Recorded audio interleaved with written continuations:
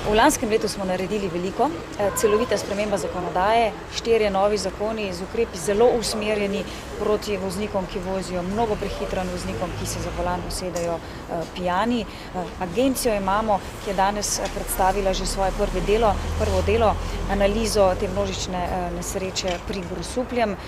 Pokazalo se je, da lahko še kaj naredimo pri preprečevanju takih nesreč in številke pri tem, koliko manj smrtnih žrtev imamo, koliko manj telesno poškodovanih imamo, so res impresivne in mislim, da moramo s tem tempom nadaljevati. Ampak težave so še, omenili ste prej alkohol, ne?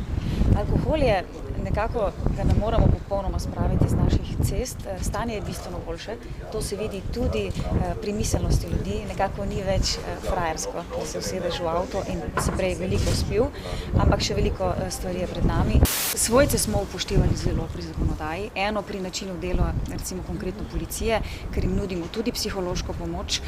Drugo, da smo uvedli takojšen odvzem vozniške pri tistih, ki grejo v pridržanje in potem morajo do konca postopka čakati, da ga dobijo, če ga dobijo nazaj. Na predlog svojcev, ki so nas upozorili, da pogosto policisti, zdravniki, drugi ljudje, ki se znajdejo ob njih po prometni nesreči, niso ravno najbolj taktni, ne znajo ravnati z njimi, še posebej takrat, kadar gre za smrtne žrtve. Zato smo v policiji nemudoma uvedli 24-urno psihološko pomoč, ki jo imajo na voljo tako policisti, če ne vejo, kako ravnati z svojci, pa tudi svojci sami. Torej imamo psihologe, ki so ves čas pri roki, ki lahko sodelujejo, pomagajo pri takšnih zadevah in mislim, da je to velik korak naprej pri bolj humanem obravnavanju takšnih tragičnih dogodkov.